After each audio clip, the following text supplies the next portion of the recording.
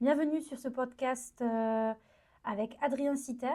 On est là ensemble aujourd'hui pour comprendre ce qu'est le rôle de responsable BE STC chez Technologie et Stratégie. Bonjour.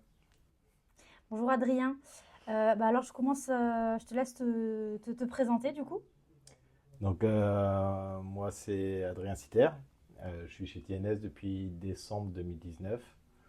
Euh, je suis basé sur Lyon et du coup ici je suis depuis mon arrivée responsable du bureau d'études et en termes de key people je suis STC, ce qui veut dire Sales and Technical Coordinator. Ok, d'accord. Et du coup, qu'est-ce que le bureau d'études et qu'est-ce que le STC en particulier? Alors, le bureau d'études chez TNS, il y en a plusieurs dans différentes agences un peu partout en France et en Allemagne. Et les bureaux d'études, en fait, permettent à nos clients d'externaliser l'activité. Donc, TNS, il y a le fonctionnement en assistance technique, où les consultants sont directement chez le client et sont du coup gérés par le client lors de leur mission. Les bureaux d'études vont avoir des activités où nos clients externalisent les activités. Donc les équipes sont dans nos locaux et sont managées et gérées directement par des responsables TNS. Voilà, donc ça, c'est la grande différence en termes de fonctionnement. Sur le bureau d'études de Lyon, on va avoir différents types d'activités. On va avoir de l'activité de développement logiciel, donc soit en C embarqué directement, soit en modèle base design. On va aussi avoir des activités plutôt orientées électronique, électronique de puissance, conception électromagnétique. Donc ça part pas de la conception de cartes, moi c'est de la validation. On va avoir de l'activité système. Donc là, avec vraiment de l'ingénierie système en MBSE ou non, donc MBSE modèle base système engineering. Et on va aussi avoir une autre partie du bureau d'études qui est sur la partie qualité, donc qualité projet, qualité produit, et surtout de fonctionnement. Donc là, on va avoir la société de fonctionnement absolument dans tous les domaines, que ce soit la méca, le logiciel, le système ou l'électronique. Ok, Voilà. d'accord. Pour la seconde partie de la question, donc le STC. Donc le STC a un rôle de key people chez TNS. Donc les key people sont des consultants qui ont des rôles un peu clés dans la structure de l'entreprise. Et donc STC, ça veut dire Sales and Technical Coordinator. Donc un peu comme son nom l'indique, le rôle du STC, c'est d'être notamment sur des phases d'avant-vente, que ce soit de la prospection, mais aussi c'est nous qui sommes responsables d'écrire les offres techniques, de faire les évaluations, les chiffrages. Et donc ça c'est la partie sales. Et la partie technical coordinator, c'est parce que c'est les STC qui se retrouvent à devoir gérer les équipes qui sont dans les bureaux d'études. Ok, Voilà. ok, d'accord. Et en quoi consiste le rôle de responsable BE? Quelles en sont les principales responsabilités et les missions qui y sont associées? Ben, le poste de responsable BE a des impacts à différents niveaux. Euh, Il y a déjà la gestion des équipes du bureau d'études. Donc là-dessus, pour information, à Lyon, on est 3 STC. Donc j'ai 2 STC à qui je délègue une partie de ma responsabilité de bureau d'études pour comme ça diviser la gestion au final des employés de TNS qui sont dans les bureaux d'études. Donc on est plutôt découpé en fonction des périmètres métiers en fait qu'on gère. Et donc il y a vraiment cette gestion des équipes, cette gestion humaine. Où on vient avoir une sorte de délégation des managers sur la gestion du personnel et on vient gérer le travail au jour le jour, au quotidien, mais aussi gérer la carrière un peu plus long terme. C'est nous qui pilotons sur les formations, on intervient sur les entretiens annuels, c'est nous aussi qui pouvons valider les congés, ce genre de choses, et Mhm. qui vraiment travaillons sur une des grosses responsabilités sur la gestion justement du personnel, c'est les affectations sur les projets. Donc ça, c'est une partie vraiment très humain. Mhm. On a une partie purement technique où on est garant en fait des livrables qui sont faits pour nos clients. Et donc à ce niveau-là, on se doit de suivre l'équipe, s'assurer de ce qu'elles font, s'assurer de la qualité de ce qu'ils font, est-ce qu'on respecte bien les différentes normes qui nous sont imposées. Et on travaille aussi sur le développement d'outils en interne pour aider ce genre de choses. Donc on a des budgets pour pouvoir gérer de manière transverse un peu les projets. Et on a aussi une partie purement de gestion de projet. Donc là, les différents projets qui arrivent, quels sont ces gestions de projet, donc gestion des plannings, gestion bien sûr des personnes qui sont affectées, mais aussi une gestion budgétaire de ces projets, de la projection de charges, projection de taux d'occupation, projection aussi par rapport à l'avant-vente, qu'est-ce qu'il y a. Donc c'est nous aussi qui sommes les mieux à même de savoir quelles sont les compétences qui sont au bureau d'études, quelles sont les compétences qui manquent, quels sont les recrutements qui sont à faire, est-ce qu'on va avoir les budgets et les projets pour pouvoir avoir ça. Donc c'est au final une activité assez large. On a besoin d'être très proche à la fois des managers, on a besoin d'être très proche aussi des RH, que ce soit pour la gestion humaine ou pour la gestion commerciale. Ok. Selon toi, quelles sont les compétences du coup essentielles pour pratiquer ces fonctions dans les meilleures conditions? Je dirais qu'il y en a plusieurs.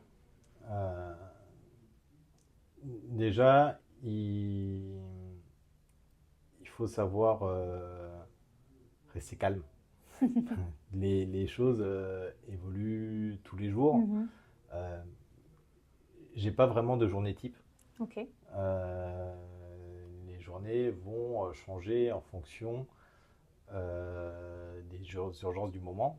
Les urgences peuvent être humaines, les urgences peuvent être projets. Mhm. Et quand il n'y a pas d'urgence à traiter, ben, il faut traiter les sujets de fond parce que toutes les responsabilités Mhm. que je parlais avant demandent à faire des meetings, des one-to-one avec Mhm. les consultants, vont voir régulièrement les clients.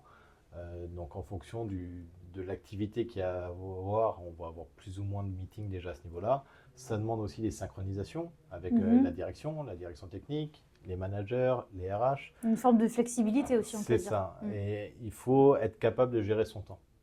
Ok. C'est-à-dire qu'à un moment, il y a des sujets de fond qu'il faut réussir à planifier, à s'assurer qu'on fait. Il faut vraiment s'assurer qu'ils soient faits, sinon ça peut poser problème pour la suite. Il y a les urgences qui doivent être traitées. Et il y en a tous les jours. Et ensuite, il y a vraiment être capable de projeter les choses. C'est-à-dire, je ne peux pas me permettre à mon niveau de réfléchir à une semaine, 2 semaines, ou voire même un mois. Il faut vraiment que je travaille toujours avec un trimestre, voire un semestre d'avance sur les activités.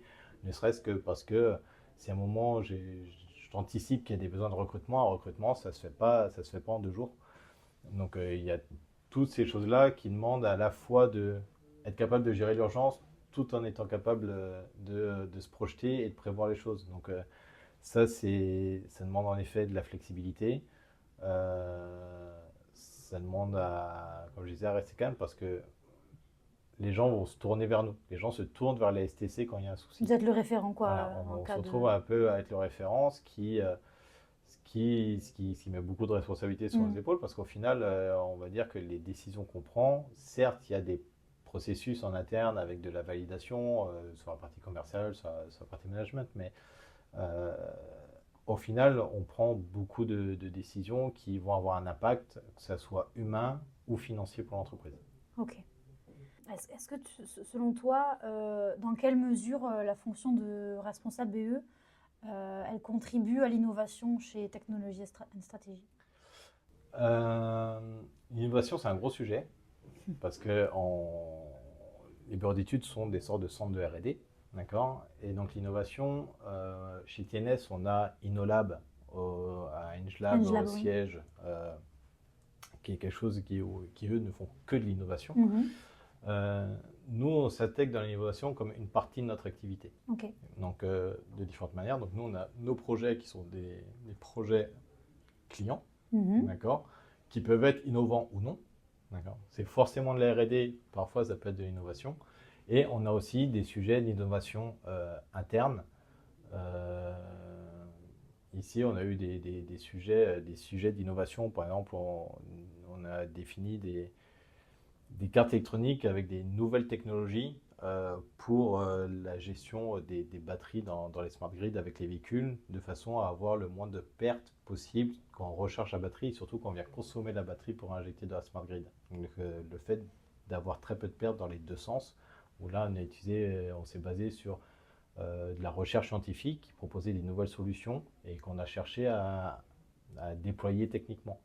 Mais on travaille aussi beaucoup sur l'innovation sur des outils internes, des outils qui sont vraiment spécifiques à TNS parce que notre environnement fait qu'on a certains processus qu'il nous faut certains outils, mais on travaille aussi sur des outils innovants, par exemple sur la gestion de tout ce qui va être la remontée du cycle en V avec les tests, où on est en train d'essayer de voir pour injecter de l'IA sur l'analyse des spécifications clients, des différents niveaux de spécification et la création automatisée de tests, que ce soit tests unitaires, tests d'intégration, à travers des IA.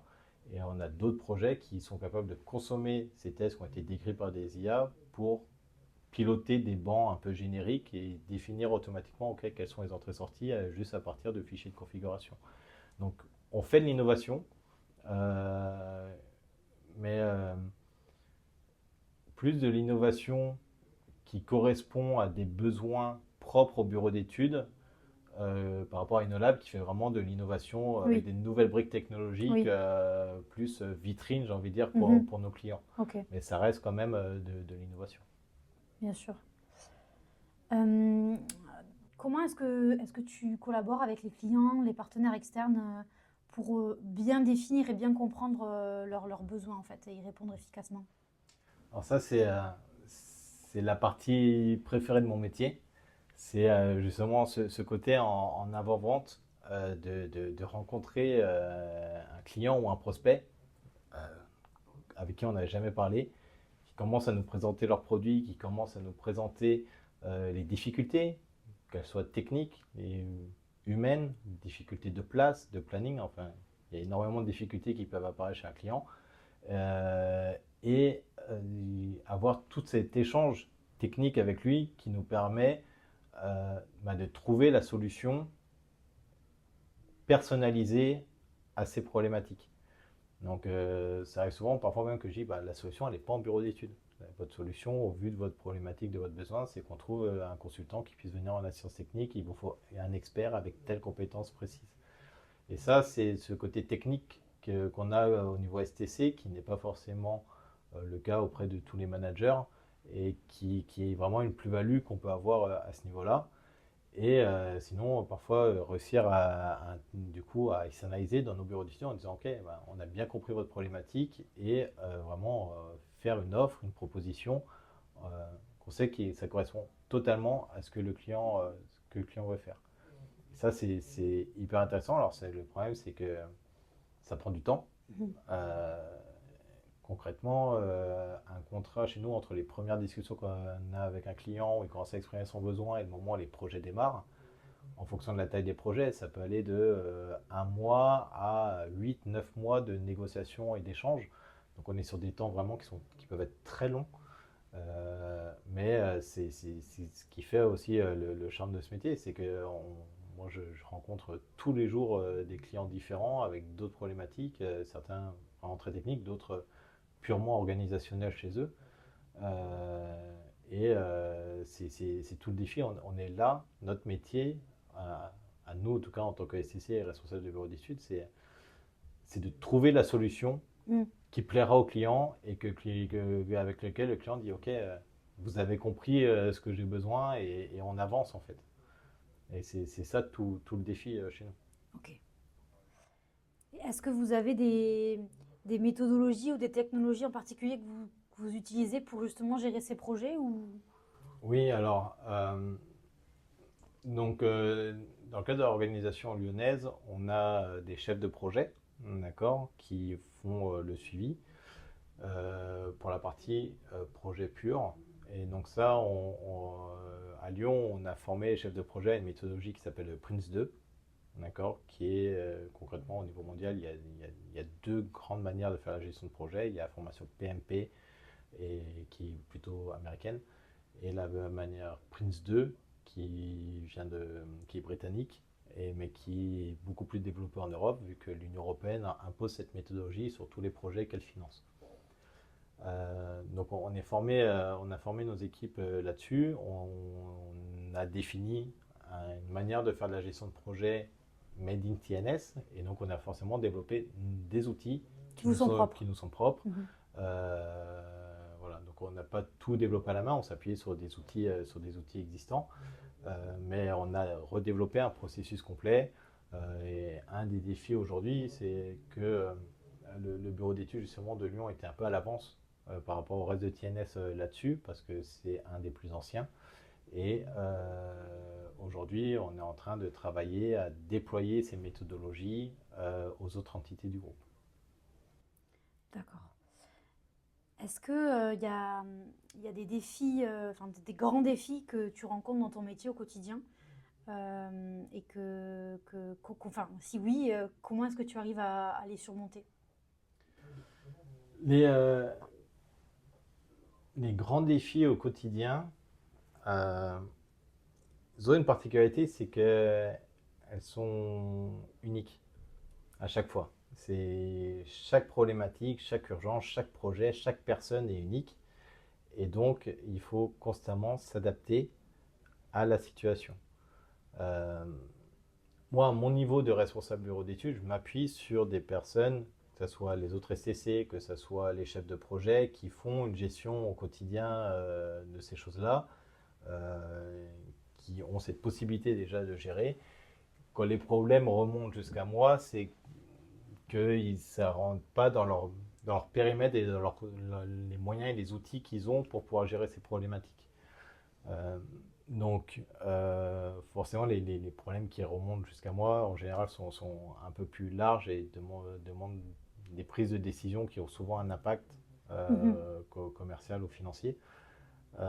Mais chaque cas est vraiment unique, et c'est ça qui vient, c'est que moi, le matin, je me réveille, je sais pas, je sais pas qu'est-ce que je vais faire dans la journée. Je connais mon planning, je connais mon emploi du temps, mais concrètement, aujourd'hui, sur ma bande passante de la semaine, je préorganise 30 ou 40% de mon temps. Ok. Donc le reste du temps, c'est vraiment situationnel. Ça dépend du contexte, j'ai envie de dire, macro du bureau d'études. Mhm. Si on est sur des phases de recrutement, bah, c'est des périodes où je vais faire beaucoup d'entretiens. Si on est sur des phases où, ben, d'un point de vue commercial, on a eu beaucoup d'avant-vente, si on a beaucoup de contrats en cours, je vais avoir de grands besoin de libérer beaucoup de temps pour faire des relectures d'offres, valider les chiffrages, ce genre de choses. Mais si on est sur une phase où justement, par contre, on est plus au côté prospection, où il y a des semaines où je vais passer toute ma semaine en déplacement chez différents clients, juste pour pouvoir échanger en avant-vente. Euh, donc c'est des choses qui bougent tout le temps. Il y a des périodes où ben, il y a des problématiques purement techniques sur les projets, où même nous, STC, qui avons une certaine expertise, on intervient sur les projets en renfort des équipes pour essayer de débloquer les situations. Mhm. Donc voilà, c'est des défis, il y en a toujours. Et puis quand il n'y en a pas, on en trouve. C'est tout le principe. C'est justement, ok, les phases où on n'a pas de défi, on se dit, ok, ben, qu'est-ce qu'on peut faire Mhm. pour améliorer les Oui. choses. Et donc en fait, c'est vraiment un environnement Stimulant. qui est hyper stimulant. Voilà, il y a toujours de l'émulsion, ça bouge Mhm. constamment, il y a toujours des nouveaux défis à faire. Mhm. Bien sûr, il y a des hauts, il y a des bas. Mhm. Mais voilà, ça bouge. On n'a pas le temps de s'ennuyer. Et c'est pour ça que je disais tout à l'heure que pour moi, la qualité de la performance, c'est être capable de rester calme. Mhm. Parce que, parce que si on n'est pas assez organisé, on peut vite se perdre. Oui, bien sûr. Et dans le futur, comment vois-tu l'évolution de ton métier dans les prochaines années? Est-ce que, y a des enjeux déjà que tu arrives à définir? Voilà. Il y a plusieurs enjeux, hein. On est déjà en plein dedans qui sont soit externes, soit internes à TNS. D'accord. Donc, dans les sujets externes, il y a quand même que TNS, on est dans les systèmes embarqués, dans l'industrie. C'est pas le marché le plus porteur aujourd'hui. Mhm. D'accord. Donc il y a des vrais enjeux de diversification Mhm. au niveau de notre clientèle, de s'ouvrir vers de nouveaux marchés. Oui. Et ça, on a une gestion à l'échelle de l'entreprise Oui. globale là-dessus, Mhm. dont moi je fais aussi partie Oui. et je suis acteur à ce niveau-là. Donc là-dessus, c'est un grand défi qui a été démarré il y a un an, un peu plus d'un an maintenant. Mhm. Il y a le défi de continuer à réussir à conserver le modèle avec la fluctuation du nombre de TP donc du nombre de personnel qu'il y a dans les bureaux d'études, Mhm. que ce soit à Lyon, mais surtout à l'échelon national, Oui. avec les réussites qu'on a réussi à avoir sur Lyon avec le bureau d'études, ben, on pousse aujourd'hui TNS à vouloir créer des bureaux d'études dans d'autres agences. Mhm.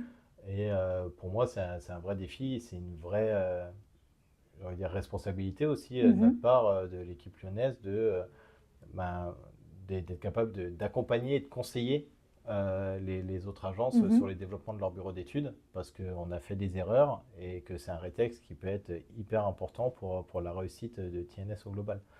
Donc aujourd'hui, moi je passe du temps aussi à ce niveau-là, plus à sortir du cadre bureau d'études lyonnais dont je suis responsable et avoir une envergure un peu plus nationale de conseils et d'accompagnement des personnes qui se lancent dans l'aventure des bureaux d'études et des opportunités structurées, comme on les appelle. Donc ça, c'est un gros défi interne. Et il y a un défi, et là, qui touche tout le monde aujourd'hui dans l'industrie, c'est le défi du recrutement. Où ben, on sait que la France est en manque d'ingénieurs de manière générale. C'est d'autant plus vrai dans l'industrie et que aujourd'hui réussir à recruter les bonnes personnes avec le bon niveau de compétences, c'est très compliqué. On ne peut pas dans un bureau d'études avoir uniquement des juniors. Ça ne marche pas, c'est pas possible. Donc il faut recruter des seniors, il faut avoir des plans de montée en compétences, il faut avoir des plans de formation et il faut réussir à accompagner les gens dans le long terme.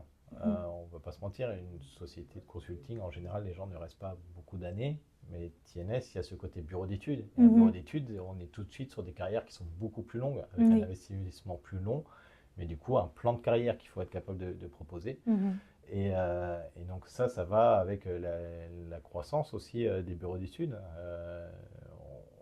La croissance, quand on doit grossir les équipes, on doit grossir à tous les niveaux de savoir-faire technique. Mhm. Et c'est vraiment, aujourd'hui, je trouve, c'est un des plus gros défis qu'on a, Mhm. c'est de réussir à trouver du personnel qui sont au niveau de compétences dont on a besoin aujourd'hui. Ok, très bien. Eh bien, merci beaucoup, Adrien, pour bah, ton temps et pour ces réponses. Et à très bientôt. Au plaisir, à bientôt.